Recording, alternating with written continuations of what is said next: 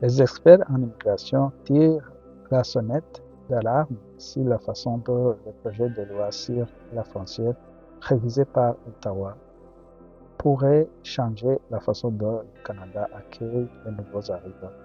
C'est le ministre de la Sécurité publique qui a présenté le projet de loi C-12 à la Chambre des communes la semaine dernière.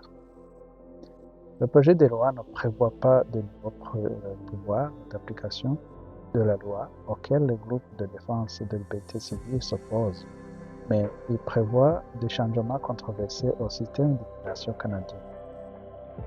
Pour en savoir plus sur ces préoccupations, nous avons utilisé les explications données par différents avocats dans les conversations sur différentes chaînes. Plus particulièrement, nous avons écouté les explications de Chantal Desroges qui va nous aider à bien comprendre. Elle est avocate spécialisée en droit de l'immigration et des réfugiés à l'Association canadienne des avocats en droit de l'immigration. Le débat autour de ce projet de la loi portait sur ce conflit entre les libertés civiles et les personnes concernées par les droits des nouveaux arrivants. Le volet liberté civile a été apaisé. Il semble que le projet de loi soit sur le point d'être adopté. Il permettra au cabinet d'annuler plusieurs documents d'immigration si le gouvernement estime que cela est dans l'intérêt public.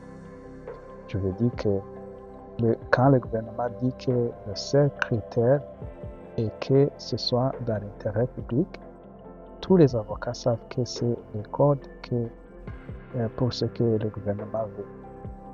Tous les Canadiens devraient être préoccupés par ce projet de loi, même s'ils pensent que l'immigration n'a pas d'impact direct sur eux à cause de ce pouvoir discrétionnaire inexploitable qui tente de s'exploiter sans aucun contrôle pour annuler des catégories entières, non seulement des demandes de personnes qui ont fait une demande de bonne foi et respectent les règles, mais même des personnes qui ont déjà obtenu un permis.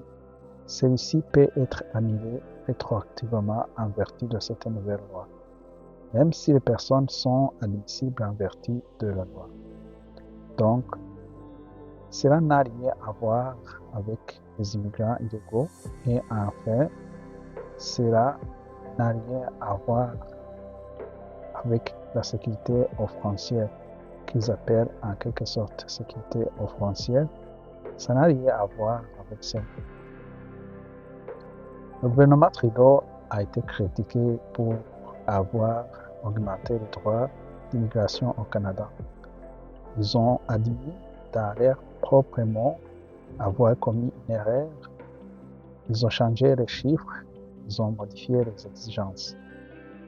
On dira que c'est une tentative de régler un problème qu'ils estiment avoir créé. Ils ont réalisé qu'il y avait beaucoup trop de personnes admises dans un délai bien trop court. Et maintenant, ils essaient frisément de faire marche arrière.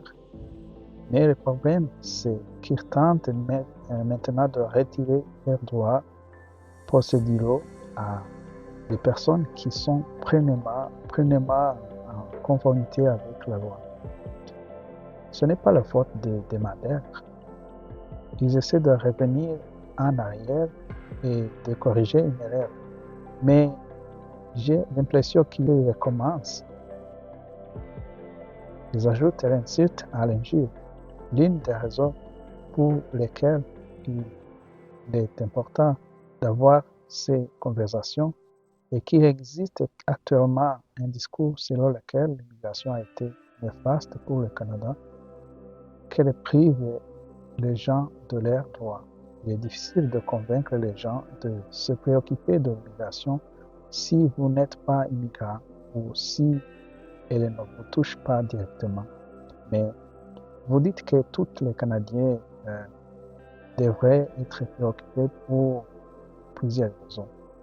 Ce projet de loi interdirait aux réfugiés de se présenter aux audiences de la Commission de l'immigration et du statut de réfugié s'ils ne présentent pas de demande d'asile dans l'année suivant leur entrée au Canada. En quoi cela change-t-il le processus de demande d'asile au Canada? On peut se demander si ce n'est pas une bonne chose. Mais oui, oui, et non, ce n'est pas absolument une bonne chose. Permettez-moi de vous donner un exemple. Donc, la guerre en Ukraine a éclaté, je crois, en février 2022. Bon, disons que j'étais un citoyen ukrainien qui a visité le Canada il y a 10 ans, avant le début de la guerre, et j'ai visité le Canada. Je suis allé voir les chutes du Niagara, puis je suis rentré chez moi à nouveau. Pourquoi cela devrait-il m'empêcher d'entrer en février 2022 pour déposer une demande d'asile maintenant que la situation a complètement changé? Quel est le rapport entre mon entrée au Canada il y a plus d'un an et ce qui se passe actuellement dans mon pays d'origine? C'est complètement arbitraire. Les données d'immigration réfugiés et citoyenneté Canada montrent que l'empreinte de l'arriéré fait beaucoup parler de nous.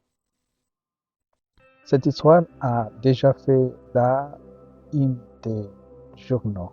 Voici l'arriéré du système de demande de résidence permanente et le temps d'attente pour la résidence permanente, c'est le volet de demande pour réseau humanitaire du Canada qui varie de 1 an à 50 ans.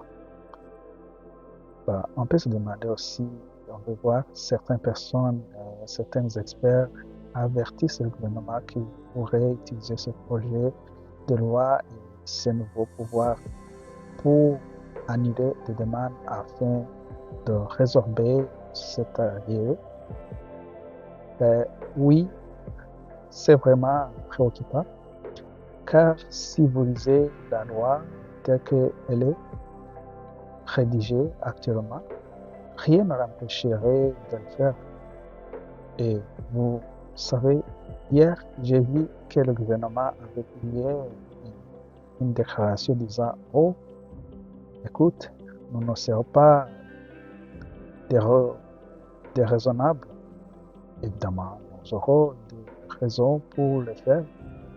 Et ce ne sera pas un pouvoir discrétionnaire, incontrôlable. Mais en fait, dans la loi, c'est exactement ce qui se passe. Il s'accorde serais-je pouvoir discrétionnaire.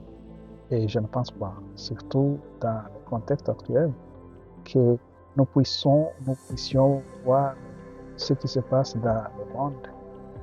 Il est important que la loi soit assortie de garanties pour éviter tout abus à l'avenir. Merci pour avoir suivi.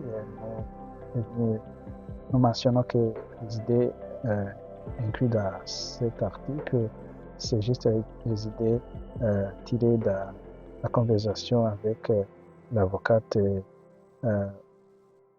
Chantal Desroches qui a été interrogée à l'autre chaîne. Merci beaucoup et bonne journée.